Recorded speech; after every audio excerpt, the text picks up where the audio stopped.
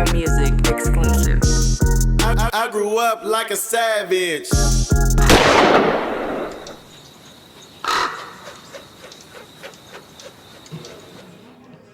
One, two, 1, 2. You now rocking with the No Vultures podcast. You got me, myself, Lord Rab. You got OG Clee. He had another engagement he had to take care of, and today we got a very, very, very special guest. Now, this guy is the world renowned, the world revered, the award winning. You know what I'm saying? Brownie Blendz. Now, you may have known him before early on as a barber entrepreneur, but he has taken that into new heights. He has taken that into TV. He has taken that into having shows. He has taken that into being the, what did the article say? The barber to the ballers, right? That's what I think it said. Today we got Brownie Blendz on No Vultures, man. What's happening? Again. Hell of an introduction. Blendz, man, how you doing? Man, I'm good, bro. What's good? What's happening with it? Man, you know, man, same old, man. Just hustling, man. It's great that we able to sit down and do this again because in between time, you have lived so much life and done so many things. You know what I'm saying? Outside of just barbering, that I don't even know if people were aware of that you had in your arsenal. Man, a lot of times, bro, it might be, they tell me it's a Sagittarius thing, you know what I'm saying? Where we just like curious George. You know what I'm saying? If I think about it, I'm curious about it, I'm gonna try it out. You know what I'm saying? I've been like that since far back as I can remember. Yeah. You know what I'm saying? And yeah. so I'm one of them guys that no stone left unturned. You know what I'm saying? It's turned, that's what I be on for real. You know what I'm saying? And I don't really believe in, societal rules that try to box you in. I don't really subscribe to those. You know what I'm saying? Yeah. The kid from Bartlett Street, though, right? This 35th to be exact, is just showing what kind of heights that you could take this thing to and what you've done, right? Right. But we had this discussion before on this show about your come up, but just briefly, let's just talk about that, man. Let's talk about the barbering. Let's talk about the early on, because you just and we'll get to that. Recently released a video that kind of like summed it up about your life, and explain that duality between living in the streets and not wanting to hustle, and being around hustlers at the same time. Right. It's crazy because when you come up in it, it's like we all wake up in the morning in the same environment. We walk out the door and we all faced with the same shit. Everybody just make different choices. You know what I'm saying? So I always tell, getting caught up in the bullshit, that's that shit. That was the easy part. That ain't take no work. You know what I'm saying? Absolutely. The hard part was like being like knowing, you know what I'm saying, being a leader, knowing yourself, you know what I'm saying, knowing what you stand for, knowing what mom's a single mother, what she instilled in you, you know what I'm saying, and being able to be like, I'm cool, and then being comfortable with that. You know what I'm saying? Right. That was the hard part. Right. And so what Bartlett Street was about was a kid like myself who was in that confused space where I would go outside and I would dibble and dabble and everybody around me was doing so much stuff. And there was times that I had, crossed the line, but then I always, those values and those things and being true to myself always reeled me kind of back in. You know what I'm saying? But because I moved moms when I was younger, we moved around a lot. You know what I'm saying? So I probably stayed in every hood in East from Funktown to 9-8. You know what I'm saying? I moved around quite a bit. And so because we moved around so much, I was well versed. You know what I'm saying? I felt like I could blend in anywhere. You know what I'm saying? And I was always comfortable being myself. So you was blending before you was blending. Blending before. You feel me? Yeah. You know what I'm saying? So I was always comfortable just being myself. You know what I'm saying? And niggas respected me for it. You know what I'm saying? That's dope, man, because I talk about people and then I talk about like characteristics of people as far as like you said you blend and you was able to blend with people, right? But what about people that don't blend so well, right? Or don't have great personalities, right? Because I think nowadays we see it more because kids not outside, so they're Right. not forced to, right? Right. So you see kids that could be you, Right. right? But then they don't have enough exposure, sometimes due to their own self, not even because of parents, right? But talk about like say if you wanted something, like how did you have the audacity to pick up clippers and say, I'm gonna cut hair? Or who did you practice on to say, damn, this could be a hustle? Or somebody said, here, Blendz, here go $5, do me. Right.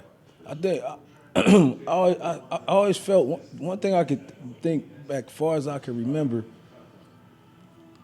I hated like being mediocre and shit at anything. You know what I'm saying?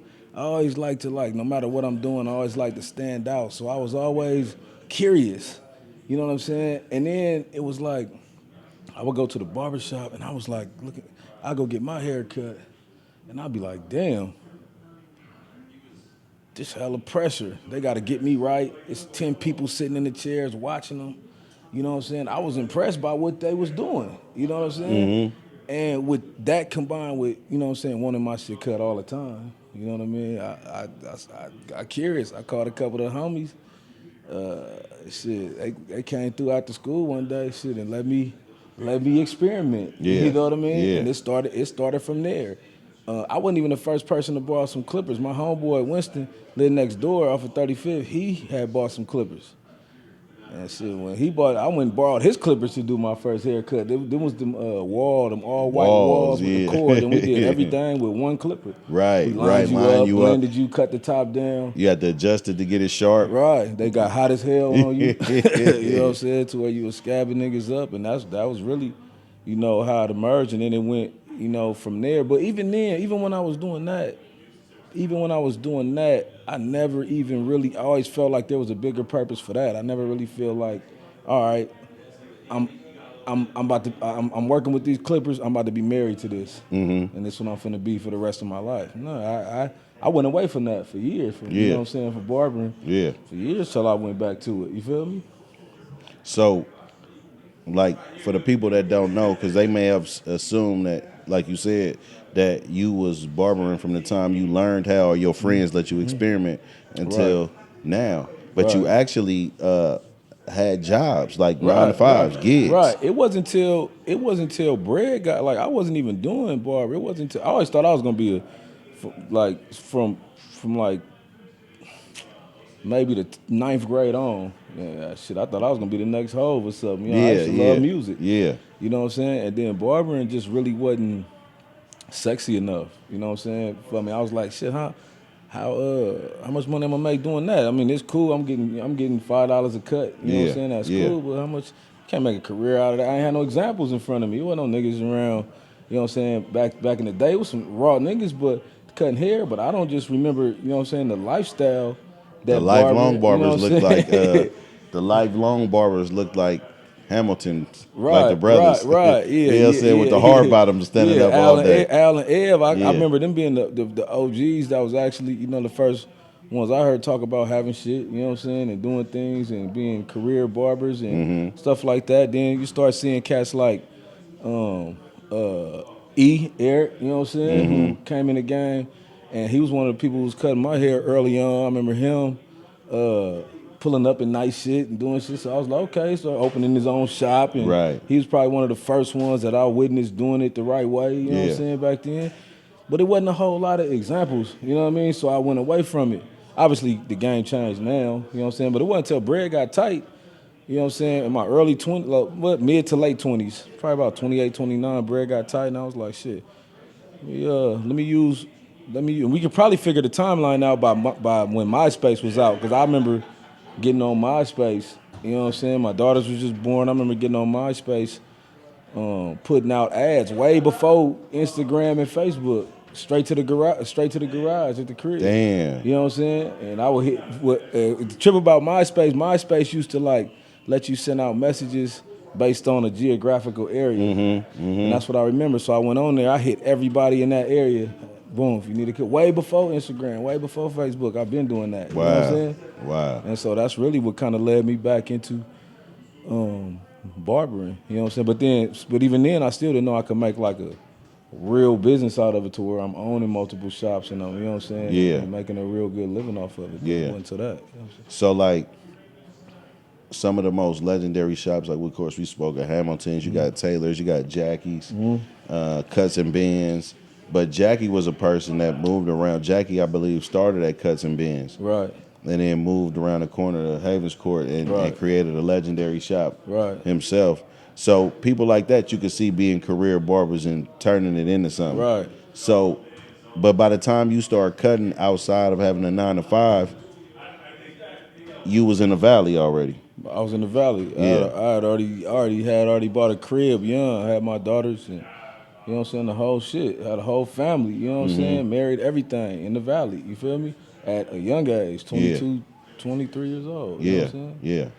And so that's what kind of like led me back to like, let me pick the Clippers up. Mind you, when I picked the Clippers up, that little fear of mediocrity still there. So I was like, okay, if I'm gonna do this, how do I become like top tier at it? You know what I'm saying? How do I rise above? So that became the thing. I didn't want to just be, if I'm gonna cut hair, I didn't want to be the average barber. You feel me? I didn't want to be, you know what I'm saying, behind the chair all day. Nothing wrong with being behind the chair. There's a lot of, especially today, it's a gang of bread being made behind the chair, man. Right. Them dudes making, people don't believe it, man. Them dudes making, the IRS ain't listening. Them dudes is doing $80, $90 an hour in the barbershop right now. You know what I'm saying? And it's a sleeper field, barbershops right now. Yeah. But yeah, that's what, you know what I'm saying? That's what led me, you know, to that. You know what I'm saying? So how did establishing and going through the rigmarole, the small business part of it, lead from the garage to opening a shop, right, with a partner? Yeah. And then expanding into multiple shops? Like, what is that process like? Once again, I couldn't get. I started cutting out in the garage, and then a couple shops opened in the Central Valley. Mind you, I've never cut in a barber shop in Oakland. When I was in the town, everything was done in the garage. In the garage, yeah. No. And so when I got to Tracy, a shop called Lucky's had opened up, right? And so I pulled up. I told him I'm looking to cut. I'm not even licensed yet at the time. It's like, cool. I don't know what happened. I got in there. I started cutting. I don't know if Barbers was hating. I don't know what happened, but whatever. But the owner of that shop, probably a couple days later, was like, you ain't gonna be able to come in the shop no more, blah, blah, whatever. You know, barber game is like, it's like a lot of show stopping. It's a lot of knock on me type shit. You know what I'm saying, going on. You know what I'm saying? Barbering is very similar to the, you know, to the streets. So sometimes back in the day, used to be in barbershops, it'd be 5 niggas fighting over one. So a walk-in. Over one So head. so You know what I'm so saying? basically, you in the shop, you come in, and now you starting to get walk-ins. I'm getting walk-ins, so and now they I'm expect you to take a step back. Now I'm in somebody else's pocket. You know what I'm saying? Because they trying to. What you supposed to do in that situation, though? I'm saying, back then, ideally for them, what was you supposed to do? Was you supposed to be like, I'm about to go to lunch, or he's cutting right now? You know, ideally for them, with all due respect, that's why I ain't mad at it. Most dudes is in survival mode during that time. You know what I'm saying? It's 1,000% survival mode. So they not even thinking logically, or maybe haven't even worked in a formal environment no more. Because of me now, I know that what God has for me is for me. So I ain't even gotta like arm wrestle you or try to snake you or try to, you know what I'm saying? You know, but you know what I'm saying? But back then, cats is like, they feeling privy. They count it. Dudes are seeing people walk through the door and already adding up they goal and they quota for the day based on their overhead. So it's survival mode. You know what I'm saying? That's how it was. Instead of looking at it like, okay, I don't care who's in the room. Let me do what I need to do to build my personal business and get my money. You know what I'm saying? And so that's really what it was. Saying that you took this process and it's like you made it your own, right? Versus people taking the process and doing it like somebody else told them it's supposed to go, right? You literally made it your own, right? So you just talked about MySpace and using the internet, Right? Because I feel like people still don't use it enough. Right. But also, people look at you and say, "Oh, he's this celebrity barber." Like something happened or somebody did you a favor, and you became this barber to the stars. Right. One thing that I always found interesting in your story was you reached out to these people and offered your services for free. Right.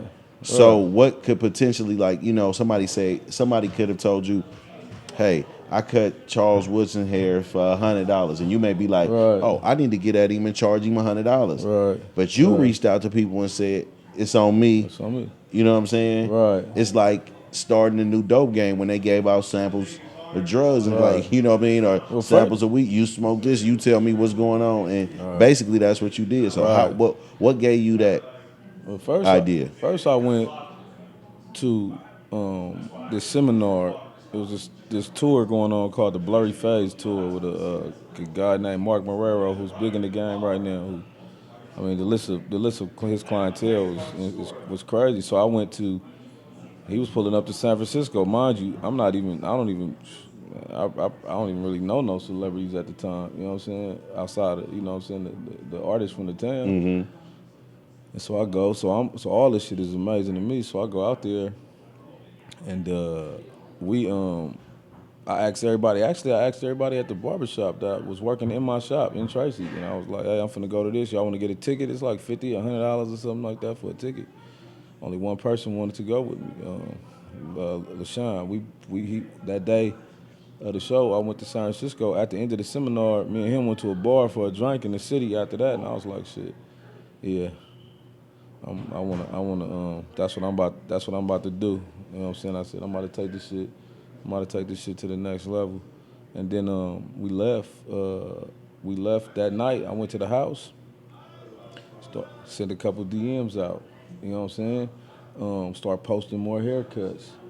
No hits was getting back on the DM, and then I got a random DM one time from Tyvon Branch. He was a safety for the Raiders at the time. He just tapped in with me, just on some IG shit. You know what I'm saying? And then I was excited, had all my shit ready, like, yeah, it's the opportunity, finna go, I'm finna boom. But he already had a barber at the time, you know what I'm saying? So nothing really materialized from that. So I just stayed on my grind, and this one DM I sent changed my life with Lamar Woodly.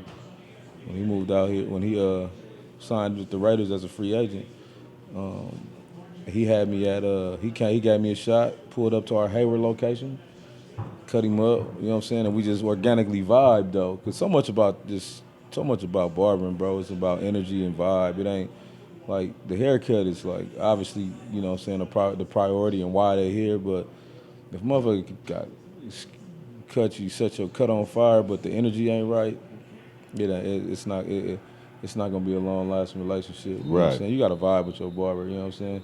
And so he had me at the Raiders, Oakland Raiders practice facility, where I made numerous. I was there nightly cutting.